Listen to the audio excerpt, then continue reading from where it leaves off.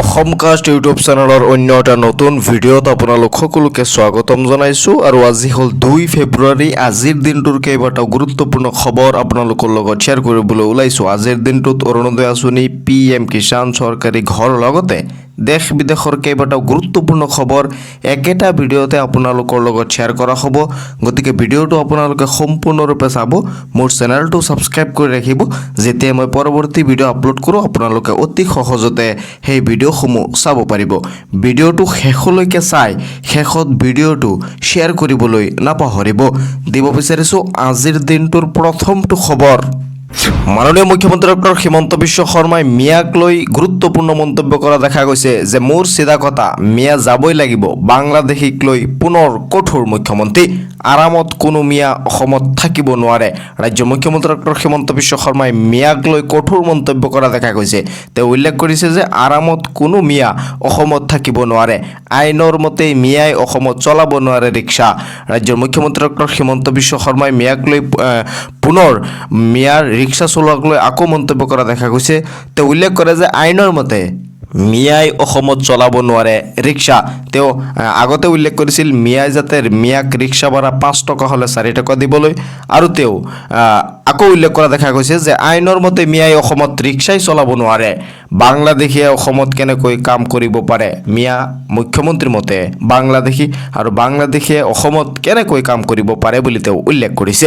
মিয়াক বাংলাদেশলৈ পঠোৱাটো সহজ নহয়। তেওঁ আকৌ উল্লেখ কৰে যে মিয়াক বাংলাদেশলৈ পঠিওৱাটো সহজ নহয়। তেওঁলোকক কি কৰিব লাগিব? হাৰাশাস্তি কৰিব লাগিব, কষ্ট দিব লাগিব। কষ্ট দিলেহে মিয়া বাংলাদেশলৈ যাব বুলি ৰাজ্যৰ মুখ্যমন্ত্ৰী ডক্টৰ হিমন্ত বিশ্ব শৰ্মাই উল্লেখ কৰে। মই লাজ কৰা মানুহ নহয়, যি কওঁ চিধাকৈ কৈ দিওঁ। গতিকে চিধা কৈছোঁ, মই মুখ্যমন্ত্ৰী হৈ থকালৈকে শাস্তি নাই, শান্তি নাই বাংলাদেশীৰ। ক'ৰবাত নহয় ক'ৰবাত এনেই কষ্ট দি থাকিম। ৰাজ্যৰ মুখ্যমন্ত্ৰীগৰাকীয়ে উল্লেখ কৰিছে যে মই মুখ্যমন্ত্ৰী থকালৈকে মিয়াৰ শান্তি নাই, ক'ৰবাত নহয় ক'ৰবাত মই কষ্ট দিয়েই থাকিম। অবৈধ বাংলাদেশী মিয়াক লৈ মুখ্যমন্ত্ৰীৰ কঠোৰ মন্তব্য কৰা দেখা গৈছে। মই মুখ্যমন্ত্ৰী হৈ থকালৈকে বাংলাদেশীয়ে কষ্ট পাই থাকিব বুলি তেওঁ উল্লেখ কৰে। আৰামত কোনো মিয়া অসমত থাকিব নোৱাৰে বুলি ৰাজ্যৰ মুখ্যমন্ত্ৰী ডক্টৰ হিমন্ত বিশ্ব শৰ্মাই উল্লেখ কৰিছে। দিব বিচাৰিছোঁ আন এটা খবৰ। বাজেটত বৃহৎ ঘোষণা, কোন কোন সামগ্ৰীত কমিল দাম, কোন কোন সামগ্ৰীত বাঢ়িল দাম। কালি বাজেট নিৰ্ধাৰণ হৈছে আৰু বাজেটত গুৰুত্বপূৰ্ণ সিদ্ধান্ত লোৱা হৈছে। কোন কোন সামগ্ৰীৰ দাম বাঢ়িছে আৰু কোন কোন সামগ্ৰীৰ দাম কমিছে, সবিশেষ আপোনালোকে চাব পাৰিব। কোন কোন সামগ্ৰীত কমিল দাম প্ৰথমতে চাই লওক। কেঞ্চাৰৰ 17বিধ দৰৱৰ মূল্য হ্ৰাস পাইছে। কেঞ্চাৰৰ যি দৰৱ আছিল 17বিধ দৰৱৰ মূল্য হ্ৰাস পাইছে এই বাজেটত। মোবাইলৰ মূল্য হ্ৰাস পাইছে। আপোনালোকে যদি মোবাইল ক্ৰয় কৰিব বিচাৰে ক্ৰয় কৰিব পাৰিব। মোবাইলৰ দাম ইতিমধ্যে কমিব। মধুমেহ আৰু কৰ্কট ৰোগৰ ঔষধৰ দাম কমিছে। দাম কমিব বিমানৰ টিকটৰ। বিদেশ যাত্ৰা, চামৰাৰ সামগ্ৰীৰ, লিথিয়াম বেটাৰীৰো দাম কমিব। এয়াৰক্ৰাফ্ট সামগ্ৰী, সৌৰশক্তি উৎপাদনৰ সঁজুলিৰ দামো কমিব। কোন কোন সামগ্ৰীৰ বাঢ়িল দাম এতিয়া আপোনালোকে চাই লওক। এই বাজেটত কোন কোন সামগ্ৰীৰ দাম বাঢ়িব, বাজেট নিৰ্ধাৰণ হৈছে ইতিমধ্যে, আৰু এই বাজেটত কোন কোন সামগ্ৰীৰ দাম বৃদ্ধি পাইছে আপোনালোকে ইয়াত হয়তো দেখা পাইছে। সুৰাৰ দাম বৃদ্ধি হৈছে, মদৰ দাম ইতিমধ্যে বৃদ্ধি হৈছে, খনিজ পদাৰ্থৰ দামো বৃদ্ধি হৈছে, ইলেক্ট্ৰনিক বাহনৰ বেটাৰীৰ দামো বৃদ্ধি হৈছে। বাজেটত বৃহৎ ঘোষণা হৈছে। বাজেটত বৃহৎ ঘোষণা যে কোন কোন সামগ্ৰীৰ দাম ইতিমধ্যে বাঢ়িছে প্ৰথমতে চাই লওক। ইলেক্ট্ৰনিক বাহনৰ বেটাৰীৰ দাম বাঢ়িছে, খনিজ পদাৰ্থৰ দাম বৃদ্ধি হৈছে, সুৰাৰ দাম বৃদ্ধি হৈছে, আৰু কোন কোন সামগ্ৰীৰ দাম কমিছে প্ৰথমতে চাই লওক। এয়াৰক্ৰাফ্ট সামগ্ৰী, সৌৰশক্তি উৎপাদনৰ সঁজুলি, বিদেশ যাত্ৰা, চামৰাৰ সামগ্ৰী, লিথিয়াম বেটাৰীৰ দাম কমিছে, বিমানৰ টিকেটৰ দামো কমিছে বুলি বাজেটত উল্লেখ কৰা হৈছে। মধুমেহ আৰু কৰ্কট ৰোগৰ ঔষধৰ দামো বাজেটত কমিছে। কেন্দ্ৰীয় বিত্তমন্ত্ৰী নিৰ্মলা সীতাৰামনে দাখিল কৰিছে বাজেট। দিব বিচাৰিছোঁ মহিলা উদ্যমিতা আঁচনিক লৈ আন এটা গুৰুত্বপূৰ্ণ খবৰ। অসমৰ 103 সংখ্যক সমষ্টিক স্পৰ্শ মুখ্যমন্ত্ৰী মহিলা উদ্যমিতা অভিযানৰ। 103 নম্বৰ সমষ্টিত ইতিমধ্যে মহিলা উদ্যমিতা আঁচনিৰ যি টকা আছে সেই টকা বিতৰণৰ কাম সমাপ্ত হৈছে, আৰু মাত্ৰ 23টা সমষ্টি বাকী আছে। 126টা সমষ্টিৰ ভিতৰত 103 নম্বৰ সংখ্যক সমষ্টিত এই মহিলা উদ্যমিতা আঁচনিৰ চেক বিতৰণ কৰিছে ৰাজ্যৰ মুখ্যমন্ত্ৰী ডক্টৰ হিমন্ত বিশ্ব শৰ্মাই। সেই আনুষ্ঠানিকতা সম্পূৰ্ণ কৰি মাননীয় মুখ্যমন্ত্ৰী ডক্টৰ হিমন্ত বিশ্ব শৰ্মাই আজি গোৱালপাৰা জিলাৰ আগিয়াৰ বালিজান বিহু ফিল্ডত আয়োজিত এখন বিশাল জনসভাত পশ্চিম গোৱালপাৰা সমষ্টিৰ 24,478 মহিলাক উদ্যমিতা পুঁজিৰ চেক আগবঢ়ায়। প্ৰথম কিস্তিৰ চেক তেওঁ আগবঢ়াইছে। গোৱালপাৰা সমষ্টিৰ 24,478 মহিলাক এই উদ্যমিতা পুঁজিৰ যি প্ৰথম কিস্তিৰ 10,000 টকা আছে 10,000 টকা বিতৰণ কৰিছে। আপোনাৰ সমষ্টিতো এই মহিলা উদ্যমিতা আঁচনিৰ ধন অতি সোনকালে বিতৰণ কৰা হ'ব বুলি ৰাজ্যৰ মুখ্যমন্ত্ৰী ডক্টৰ হিমন্ত বিশ্ব শৰ্মাই ঘোষণা কৰিছে। ফেব্ৰুৱাৰী মাহৰ ভিতৰতে আপোনালোকে এই আপোনাৰ সমষ্টিত যদি এতিয়ালৈকে বাকী আছে টকা বিতৰণৰ, আপুনি টকা পাই যাব, চিন্তিত হ'ব নালাগে। আৰু যিসকলে নেকি প্ৰথম কিস্তিৰ টকা পাইছে, প্ৰথম কিস্তিৰ টকা পোৱা মহিলাসকলক এটা ভাল খবৰ দিছে যে পৰৱৰ্তী সময়ত দ্বিতীয় কিস্তিৰ টকাও দিব ৰাজ্য চৰকাৰে। এই চিন্তা চৰ্চা কৰি আছে। গতিকে প্ৰথম কিস্তিৰ টকা যদি আপোনালোকে সৎ ব্যৱহাৰ কৰে তেনেহ'লে দ্বিতীয় কিস্তিৰ 25,000 টকাও আপোনালোকে চৰকাৰৰ তৰফৰ পৰা লাভ কৰিব বুলি ৰাজ্যৰ মুখ্যমন্ত্ৰী ডক্টৰ হিমন্ত বিশ্ব শৰ্মাই ঘোষণা কৰিছে। আৰু 103 নম্বৰ সমষ্টিত ইতিমধ্যে এই মহিলা উদ্যমিতা আঁচনিৰ চেক বিতৰণৰ কাম সম্পন্ন কৰিছে। আজিৰ পৰা অৰ্থাৎ আপোনালোকে 2 ফেব্ৰুৱাৰীৰ পৰা 104 নম্বৰ সমষ্টি 105 নম্বৰ সমষ্টিতো এই মহিলা উদ্যমিতা আঁচনিৰ যি টকা আছে টকা আপোনালোকে ধাপে ধাপে পাই থাকিব বুলি ৰাজ্যৰ মুখ্যমন্ত্ৰী ডক্টৰ হিমন্ত বিশ্ব শৰ্মাই ঘোষণা কৰিছে। ৰাজ্যৰ মুখ্যমন্ত্ৰী ডক্টৰ হিমন্ত বিশ্ব শৰ্মাই আন এটা গুৰুত্বপূৰ্ণ খবৰ ৰাজ্যবাসীক দিছে যে 8 ফেব্ৰুৱাৰীত ফাদিল হ'ব গৌৰৱ গগৈ পাকিস্তান লিংকৰ বিস্ফোৰণ তথ্য। ৰাজ্যৰ মুখ্যমন্ত্ৰী ডক্টৰ হিমন্ত বিশ্ব শৰ্মাই আকৌ ঘোষণা কৰে যে 8 ফেব্ৰুৱাৰীতেই ফাদিল হ'ব গৌৰৱ গগৈৰ পাকিস্তান লিংকৰ সম্পৰ্ক। পৃষ্ঠাই পৃষ্ঠাই উন্মোচিত হ'ব গৌৰৱৰ ভয়ংকৰ তথ্য। জন্মদিনৰ দিনাই ঘোষণা হিমন্ত বিশ্ব শৰ্মাৰ। ৰাজ্যৰ মুখ্যমন্ত্ৰী ডক্টৰ হিমন্ত বিশ্ব শৰ্মাই তেওঁৰ জন্মদিনতে এই কথা ঘোষণা কৰে যে 8 ফেব্ৰুৱাৰীতেই গৌৰৱ গগৈৰ পাকিস্তান লিংকৰ সকলো তথ্য উন্মোচন কৰা হ'ব। হাৰি যাব নোৱাৰিব Gaurav Gogoi. Pakistan কানেকশ্যনৰ A to Z তথ্য উন্মোচিত হ'ব। এইকেইদিন গৌৰৱ গগৈ সকলোৰে ঘৰে ঘৰে যাব বুলি ৰাজ্যৰ মুখ্যমন্ত্ৰীগৰাকীয়ে উল্লেখ কৰে। 8 তাৰিখে গধূলিলৈ অসমৰ ৰাইজ সাজু হওক। 8 তাৰিখলৈ এমাৰ্জেঞ্চি ব্যৱস্থা ৰাখিছে গৌৰৱ গগৈয়ে। মন্তব্য মুখ্যমন্ত্ৰী ডক্টৰ হিমন্ত বিশ্ব শৰ্মাৰ। পাকিস্তান কানেকশ্যনৰ A to Z তথ্য উন্মোচিত হ'ব 8 ফেব্ৰুৱাৰী তাৰিখে। 8 তাৰিখে গধূলিলৈ অসমৰ ৰাইজ সাজু হওক বুলি ৰাজ্যৰ মুখ্যমন্ত্ৰী ডক্টৰ হিমন্ত বিশ্ব শৰ্মাই ঘোষণা কৰে। কাৰণ 8 তাৰিখে গৌৰৱ গগৈৰ পাকিস্তান লিংকৰ A to Z তথ্য উন্মোচিত কৰিব ৰাজ্যৰ মুখ্যমন্ত্ৰী ডক্টৰ হিমন্ত বিশ্ব শৰ্মাই। আন এটা গুৰুত্বপূৰ্ণ খবৰ 11 ফেব্ৰুৱাৰীৰ পৰা বিতৰণ হ'ব মুখ্যমন্ত্ৰী জীৱন অনুপ্ৰেৰণা আঁচনিৰ ধন। গৱেষক শিক্ষাৰ্থীয়ে পাব 25,000 টকা। গৱেষক শিক্ষাৰ্থীসকলৰ বাবে ভাল খবৰ। 11 ফেব্ৰুৱাৰীৰ পৰা আৰম্ভ হ'ব মুখ্যমন্ত্ৰী জীৱন অনুপ্ৰেৰণা আঁচনি। বিতৰণ কৰা হ'ব মুখ্যমন্ত্ৰী জীৱন অনুপ্ৰেৰণা আঁচনিৰ ধন। এই আঁচনিৰ জৰিয়তে গৱেষক শিক্ষাৰ্থীয়ে পাব 25,000 টকা। দিব্যাংগ গৱেষক শিক্ষাৰ্থীয়ে পাব 40,000 টকা। গৱেষণা কাৰ্য সুচাৰুৰূপে চলাই নিবলৈ এই সকাহ চৰকাৰৰ। সামাজিক মাধ্যমত মুখ্যমন্ত্ৰীৰ ডাঙৰ ঘোষণা। এই আঁচনিৰ জৰিয়তে গৱেষক শিক্ষাৰ্থীয়ে পাব 25,000 টকা। 11 ফেব্ৰুৱাৰীৰ পৰা আৰম্ভ হ'ব মুখ্যমন্ত্ৰী জীৱন অনুপ্ৰেৰণা আঁচনি। যিসকল শিক্ষাৰ্থীয়ে গৱেষণাৰ কাৰণে পঢ়ি আছে সেইসকল শিক্ষাৰ্থীক 25,000কৈ টকা দিয়া হ'ব আৰু দিব্যাংগ গৱেষক শিক্ষাৰ্থীক 40,000 টকা দিয়া হ'ব।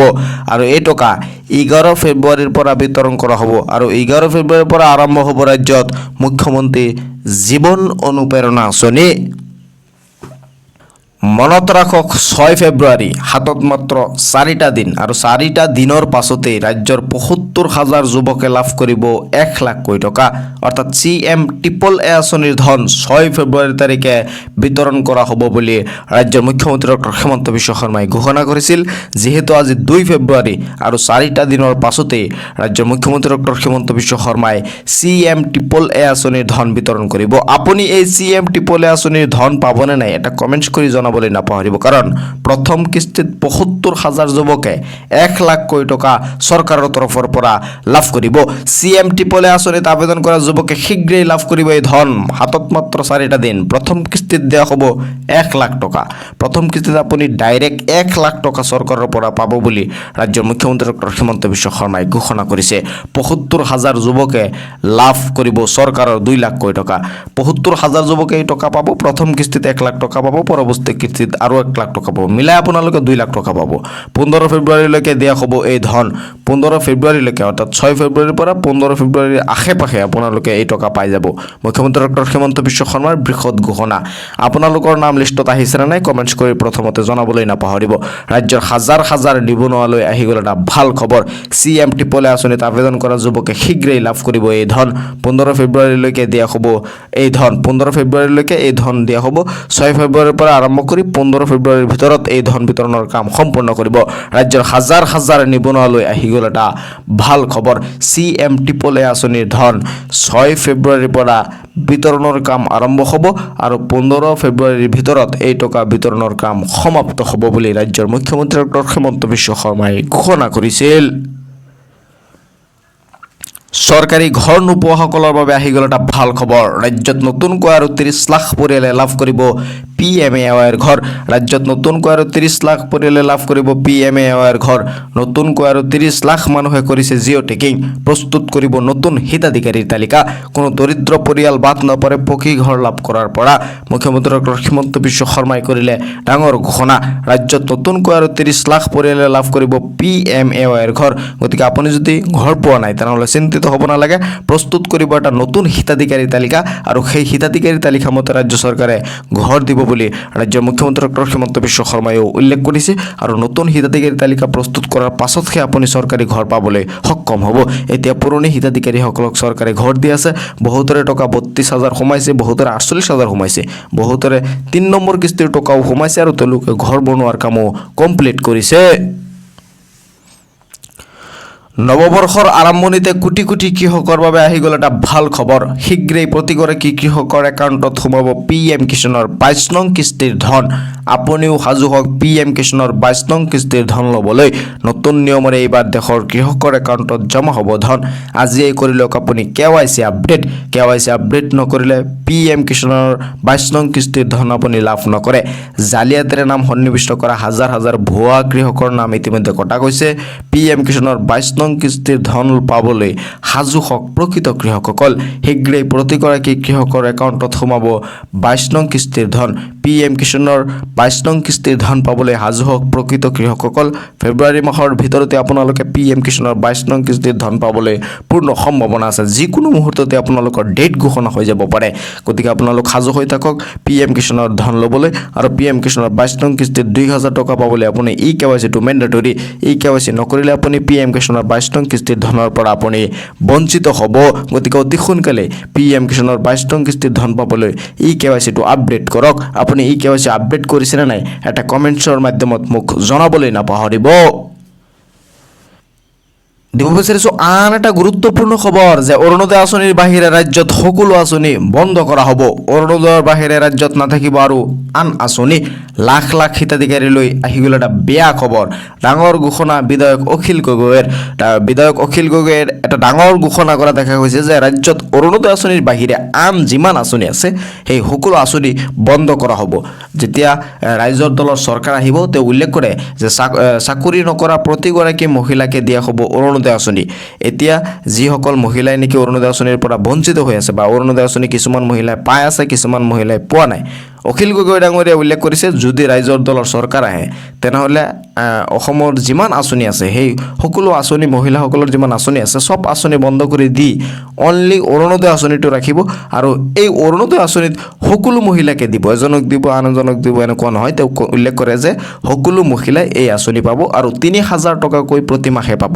প্ৰতিগৰাকী অৰুণোদয় হিতাধিকাৰীয়ে পাব 3,000কৈ টকা। 3,000কৈ টকা প্ৰতিগৰাকী মহিলাই প্ৰতি মাহে পাব বুলি ৰাইজৰ দলৰ সভাপতি অখিল গগৈ ডাঙৰীয়াই উল্লেখ কৰিছে। বৃদ্ধ পেঞ্চনো 3,000 টকাকৈ দিয়া হ'ব। বৃদ্ধ পেঞ্চনো 3,000 টকা দিয়া হ'ব। অৰুণোদয় আঁচনিও 3,000কৈ দিয়া হ'ব বুলি উল্লেখ কৰে। আন সকলো হিতাধিকাৰী আঁচনি বন্ধ কৰি অপব্যয় ৰোধ কৰা হ'ব বুলি অখিল গগৈ ডাঙৰীয়াই উল্লেখ কৰে। ৰাইজৰ দলে চৰকাৰ গঠন কৰিলে এই ব্যৱস্থা গ্ৰহণ কৰা হ'ব বুলি তেওঁ উল্লেখ কৰে।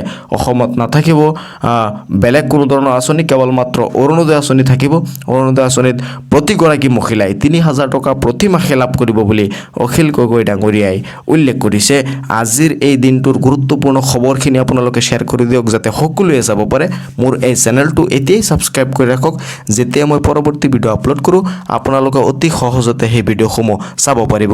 ভিডিঅ'টো এতিয়াই শ্বেয়াৰ কৰি মোৰ চেনেলটো ছাবস্ক্ৰাইব কৰিবলৈ নাপাহৰিব। চাই থাকিব আপোনালোকৰ আপোন চেনেল অসম কাষ্ট।